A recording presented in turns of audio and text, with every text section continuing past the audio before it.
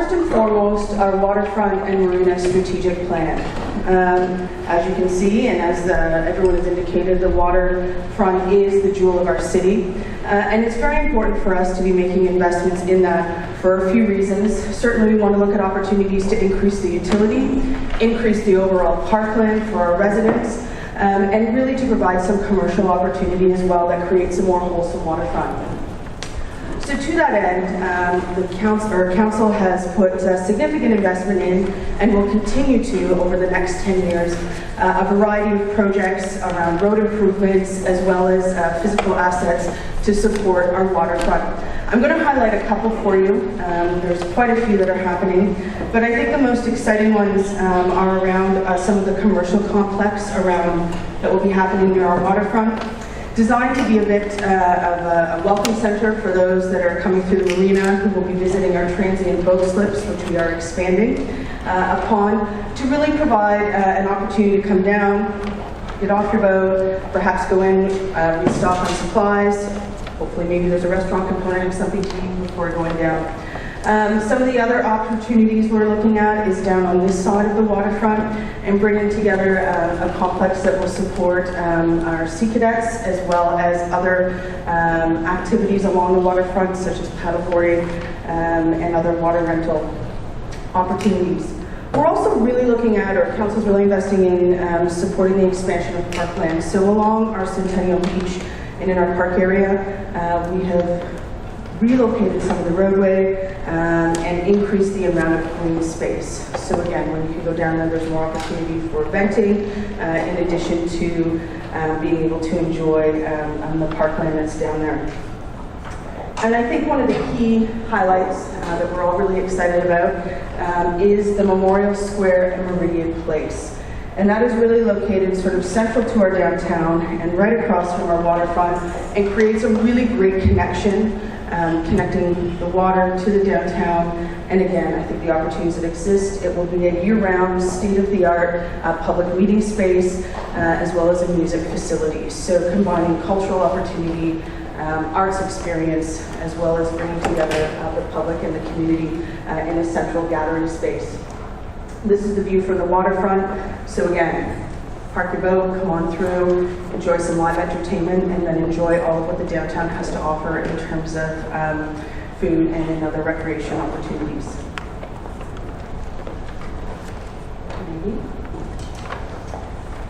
So where are the opportunities and where do they exist? So I'm just flipping along my pages.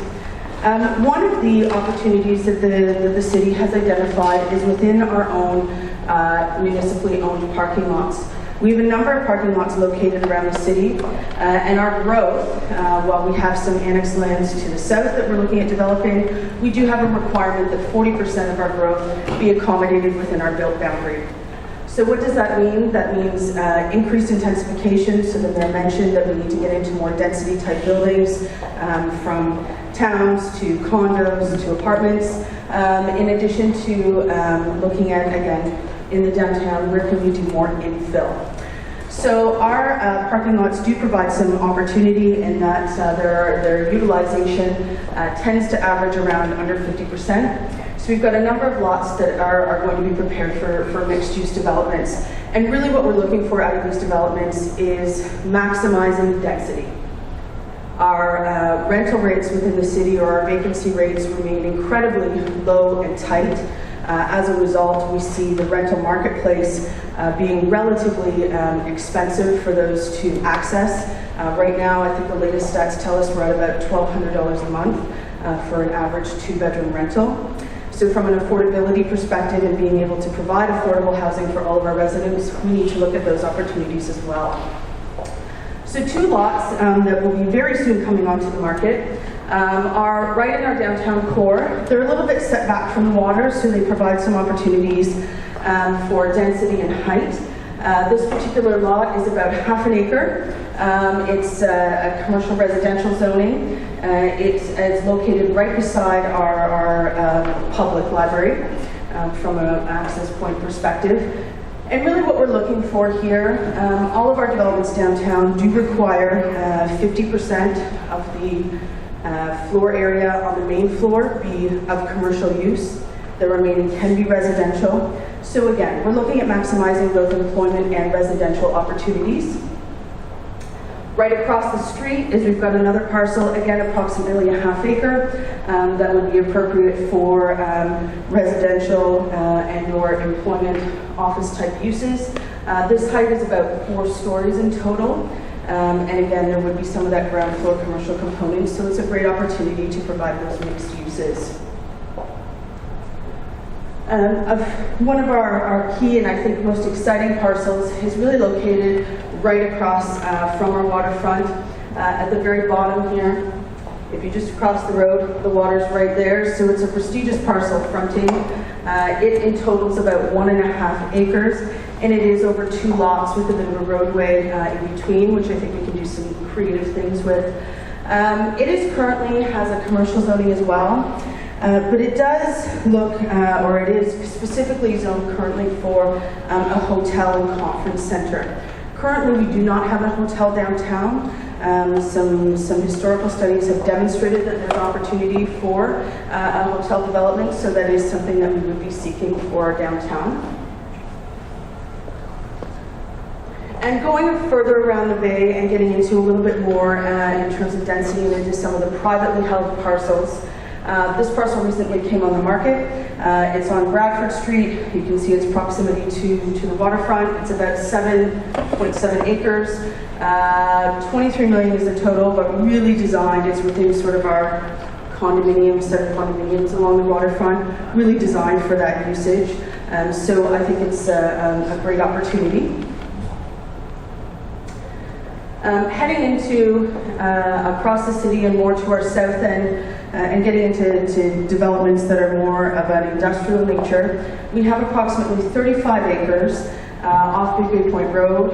We do own a municipal rail line, short line rail line, that connects with CP, so you can get by rail shipments all over North America.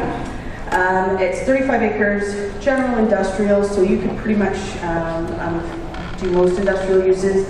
In the surrounding area, you will find that there's some manufacturing, mostly all indoor, in the surrounding area.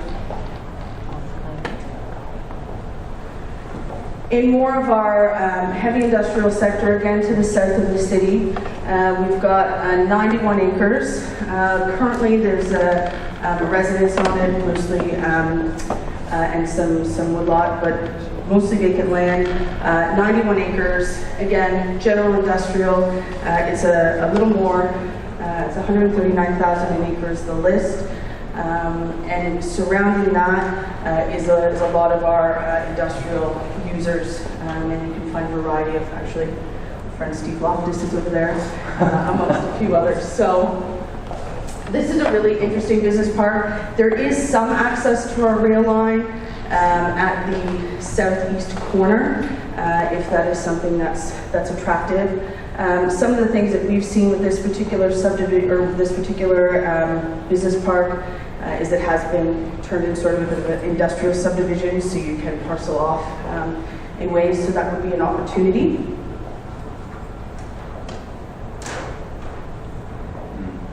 Yes, and then we have, and I'm not sure whether you exited at Dunlop Street, or you would have probably exited Essa Road.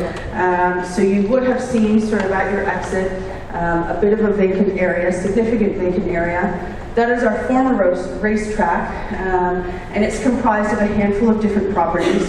Most of it in the commercial zoning. There are a handful of industrial pieces in between. This parcel is again privately held. The current owners are certainly interested in investment opportunities to develop it. There was some intent to look at a significant commercial enterprise, but I think that there would be a variety of opportunities that you could look at under the zoning. And then we have another industrial parcel right next door to one of our larger industrial buildings. It's about 23 acres. And I would say from an industrial market perspective, the activity in the marketplace over the past, I'm going to say 2 years, has been quite significant. where in 2007, 2008, we certainly felt the impacts of the recession in terms of vacancy and what was available in the marketplace. We've really seen that tighten up over the past couple of years. In terms of being finding space in the city, it's getting a little more difficult. Our vacancy rates are quite high. As a result, we have recently sold from our city-owned industrial lands approximately 14 acres. A good portion of those are to developers who are looking to build on spec and really looking to satisfy demand that's been pent up in the marketplace. So a lot of that is leased right now. So there are plenty, I think, of opportunities in the industrial as well as the residential and commercial sectors. We also have our Park Place development, and I want to mention this because I think there are some opportunities that exist both from a leasing opportunity and as well a development opportunity. 200 acres mixed use, mostly you'll find on it at this particular moment commercial and more of the big box commercial. But there are some to the north. There are some opportunities for office type. There's some industrial mixed zones in there. So there are opportunities that exist. They front right on the 400, so in terms of visibility, there's great opportunity there as well. And one other opportunity I wanted to mention, and while I don't have an array of opportunities or properties to identify, we do have our Georgian College Neighborhood Community Improvement Plan. We do have a very active college with a continually growing population, and student housing and providing opportunities for students is important. And as a result, we've identified this community improvement plan, and the intent is really to increase the availability of medium density residential rental housing. As you know, this is or as we'll see when we go to our tour, some of this area is certainly more mature, so as a result is more single density. So really to increase that, we provided some tax increment-based grants as well as some application fees grants to spur opportunities in that area. I will say that the properties we've profiled, again, some are publicly held, some are privately held. They are a small snapshot of the wealth of opportunities that exist in the city. As we get to learn more about you today, as we go out on the tour, I can say that my team would be very happy to meet further with you, get a further sense of what perhaps is of interest to you, and identify what other opportunities that would exist in the city. So with that, I say thank you very much for your time. And we're going to